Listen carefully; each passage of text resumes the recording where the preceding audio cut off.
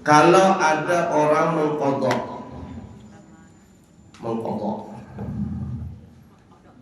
mengqadha sholat fardu nih ya, apa aja sebabnya? Umpama sakit, tidak sholat, mengqadha. Kecuali yang tidak mengqadha itu bagi perempuan yang haid atau nifas. Kalau perempuan haid tidak wajib mengqadha. Malahan kalau dia mengqadha sholat haram hukumnya. Nah, untungnya perempuan itu bisa peraih sholat. Ya. Tapi kalau puasa wajib qadha. Siti Aisyah mengatakan umirna bi qadha'is shaum wala umirna bi qadha'is shalah. Kami para perempuan diperintahkan untuk mengqadha puasa tapi tidak diperintahkan untuk mengqadha salat. Ibu-ibu tidak bisa bayangkan kalau seandainya ibu-ibu disuruh mengqadha salat pada saat haid itu lah. Ya kalau haidnya 3 hari aja, 2 hari nyaman diqadha. Ya ibunya nyaman, abahnya nyaman, kada terlalu lawas menunggui. Tapi kalau haidnya 15 hari, oma banyaknya mengqadha. Belum selesai mengqadha, abahnya pulang mengqadha. Nah, jadi orang perempuan haid itu ibu-ibu tidak wajib mengqadha salatnya. Lain puasa, kalau puasa wajib mengqadha. Tapi kalau orang garing atau apa begitu ketiduran tidak salat wajib mengqadha. Wajib hukumnya. Nah, hukum asal, perhatikan ini ibu-ibu ya, hukum asal. Salat malam itu adalah, maksudnya di malam hari itu belum matahari timbul, yaitu maghrib, isya, dan subuh. Benyaring nggak 3 salat ini? Benyaring. Yang siang adalah zuhur dan asar. Benyaring atau pelan suaranya? Zuhur, asar. Pelan. Nah, ulama mengatakan pendapat ini ada 2 pendapat. Kalau kita tidak sholat subuh kesiangan umpama, bangunnya jam 8 pagi, mentang-mentang tadi malam minggu, begadangan, pas akhirnya kesiangan, subuhnya jam 8, wajib nggak mengqadha? Wajib. Para ulama mengatakan kalau kita mengqadha salat malam, apa yang malam tadi ya? Maghrib, isya, subuh. 3 salat ini apabila dikerjakan di siang hari, kata ulama, maka dianjurkan dengan suara pelan. Mengqadhanya dengan suara pelan. Kenapa? Karena kalau salat siang itu suaranya pelan. Namun sebaliknya, apabila salat zuhur, salat asar tidak dikerjakan di waktunya, alias dia wajib mengqadha dan dia mengqadhanya di malam hari, maka zuhur dan asar itu yang dikerjakan di malam hari dikerjakan salatnya dengan suara nyaring.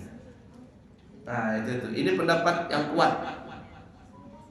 Pendapat pertama seperti itu. Loh, kenapa? Karena dilihat malam dan siangnya. Kalau malam menyaring, kalau siang pelan. Nah, itu tuh. Malam menyaring, siang pelan. Jadi kalau maghrib, isya dan subuh yang notabene-nya awal itu salat malam, jikalau dikerjakan di siang hari suaranya pelan. Tapi kalau salat siang, zuhur dan asar apabila diqadha dikerjakan di malam hari, maka dengan suara nyaring. Ini pendapat pertama dan ini lebih kuat.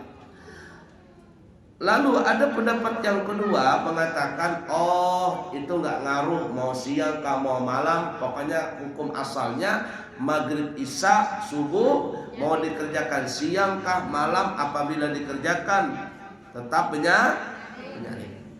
Kalau zuhur asar mau dikerjakan di siang kah atau diqadha di malam hari, maka suaranya tetap pelan.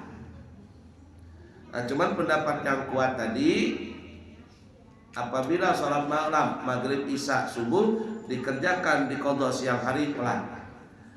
Kalau sholat siang, zuhur dan asar apabila di qadha di malam hari menyaring. Loh, kenapa malam menyaring, siang pelan? Karena asal muasalnya itu di waktu awal, ya di waktu awal ibu-ibu itu Nabi kalau melaksanakan sholat di malam hari, waktu Nabi di Mekah ini, itu Nabi menyaring.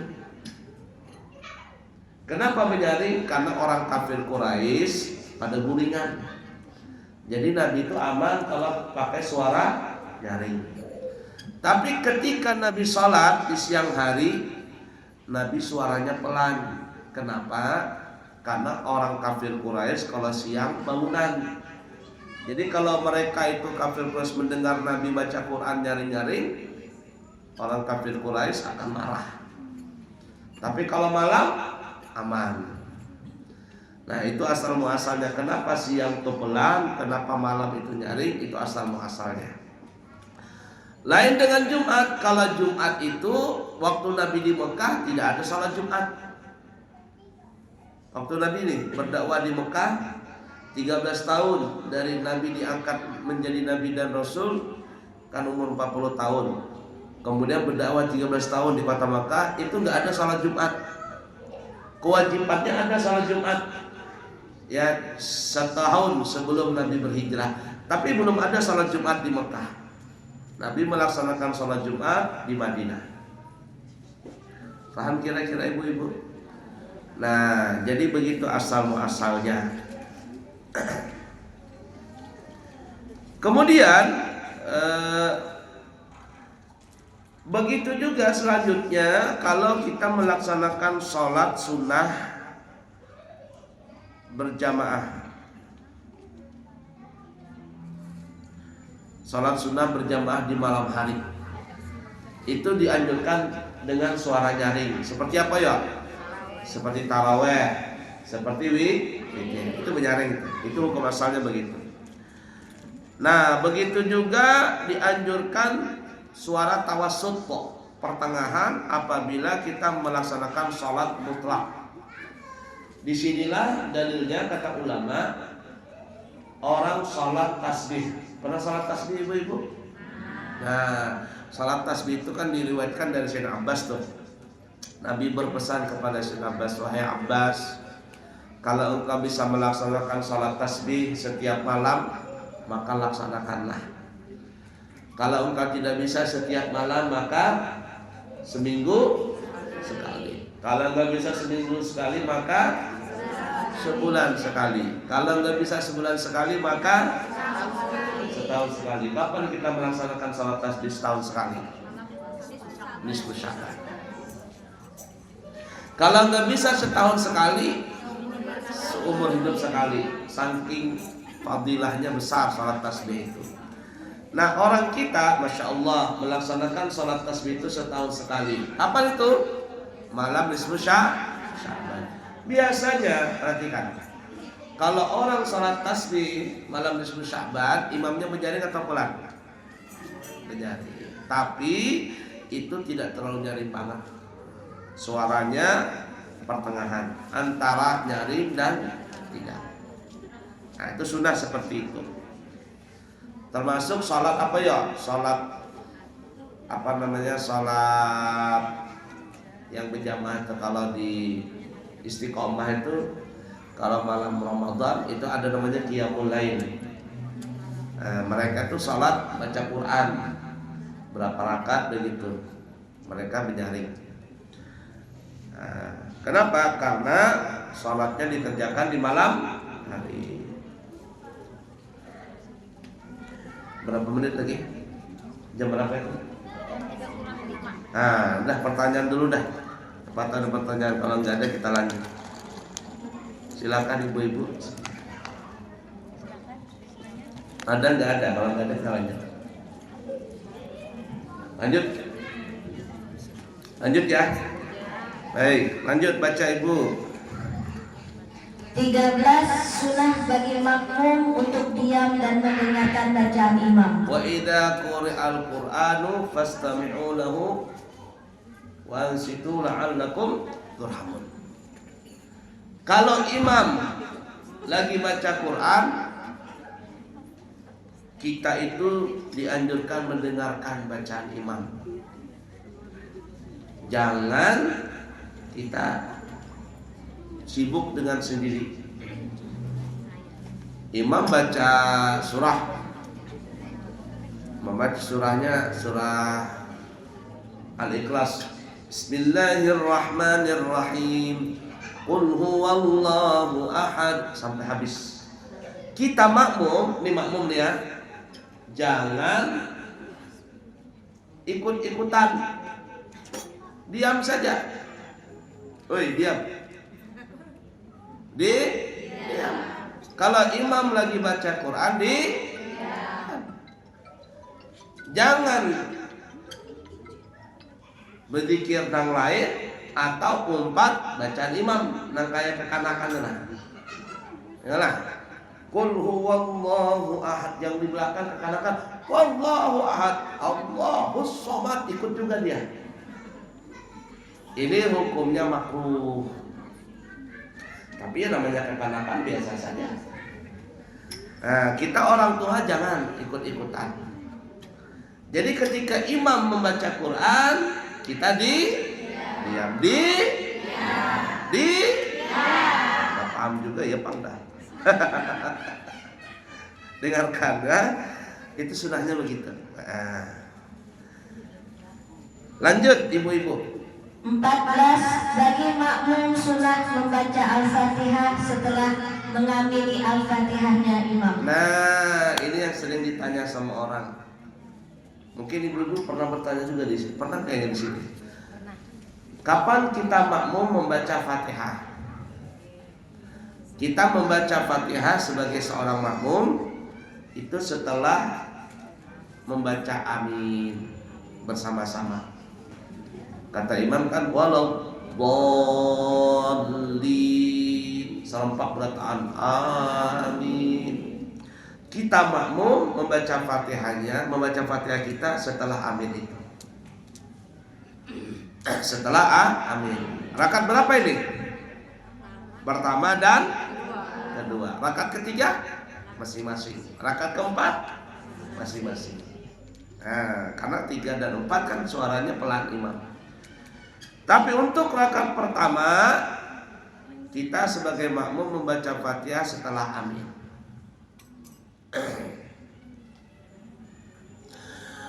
Oh bagaimana Abu ya? Imamnya cepat, apalagi bulan tarawih. Ya. Baca Qul huwallahu itu surah Al-Ikhlas 1 kali nafas saja. Fatihahnya 1 nafas, Al-Ikhlasnya 1 nafas. Kita baru sampai Ar-Rahmanir Rahim, tuntung imam sudah ruku. Waladhdallin, imam sudah sujud. Gimana kita ini? Nah, kalau menurut hukum tetap kita laksanakan membaca Fatihah itu setelah amin. Tidak apa-apa. Oh, imamnya sudah sujud, tidak apa-apa. Kita boleh kejar. Kita boleh kejar. Nah, beda mazhab Maliki, Hambali, Hanafi, itu makmum tidak dianjurkan baca Fatihah. Makmum itu kalau sholat berjamaah suara nyaring, dia hanya diwajibkan mendengar, tidak wajib baca Fatihah. Oleh karenanya Abuya sering ditegur tuh sama orang Arab di Mekah atau Mekah di Madinah. Nah, imam itu setelah Fatihah baca surah. Terkadang surahnya pendek, terkadang surahnya pendek. Lalu Abu ini kan baca Fatihah nih. Belum tuntung Fatihah, imam ruku. Imam ruku. Pas imam bangkit baru Abu ya Fatihah selesai baru ruku. Setelah salam ditegur sama orang sana. Arabta kalam Arabi, kata dia. Paham bahasa Arab, kata dia. Kata Abu ya, "Na'am." Ya, saya paham. Lalu Abu tanya, "Syahada, kenapa, ada apa ini?" Katanya, "Kenapa kamu sholat rukunya terlambat?" Rukunya terlambat. Orang kalau imam ruku, kamu ruku juga, kata dia. Abu ini gak banyak ngomong. Ana Indonesia wa ana madhab Syafi'i. Kata Abu ya, saya ini orang Indonesia dan saya ini madhab Syafi'i. Wa anta madhab Hambali. Kamu itu madhabnya madhab Hambali. Di Mekah sana Hambali. Oh, Syafi'i. Iya, kata saya. Baru dia paham. Kenapa? Karena di dalam madhab Maliki, Hambali, Hanafi, kalau berjamaah makmum itu tidak wajib membaca Fatihah rakaat pertama, rakaat kedua. Bahkan kalau rakaat ketiga imam ruku kita nggak sempat baca Fatihah, langsung ruku saja. Itu madhab mereka. Sering Abu yang ditegur itu sering, tapi Abu ya, ana Syafi'i. Oh, baru paham dia. Syafi'i, ya, kata dia. La salata liman lam yaqra'il Fatihah. Kata Nabi, tidak dinamakan salat kalau orang nggak baca Fatihah. Oh, baru dia paham. Kalau madhab Malikiyah dan lain sebagainya itu, salat itu cuma ngikutin gerakan imam. Allahu Akbar, Allahu Akbar, tidak wajib membaca bacaan. Gugur kewajiban mereka. Pahamlah ibu-ibu. Nah, jadi karena kita madhab Syafi'i, kita itu kalau berjamaah rakaat pertama, rakaat kedua baca Fatihah kita kapan tadi? Setelah amin. Kalau rakaat ketiga, rakaat keempat bersama-sama, atau rakaat pertama, kedua, ketiga, keempat, sholat zuhur, sholat asar, imam baca Fatihah, kita baca Fatihah. Dan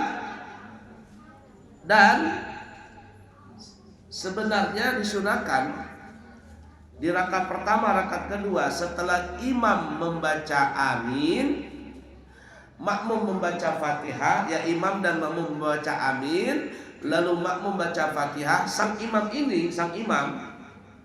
itu dianjurkan tidak langsung baca surah, melainkan imam itu diam dulu kurang lebih 15 detik. Kenapa? Untuk memberikan kesempatan kepada makmum baca Fatihah. Itu sebenarnya. Tapi hampir rata-rata di Balikpapan ini paling-paling beberapa imam saja yang paham itu.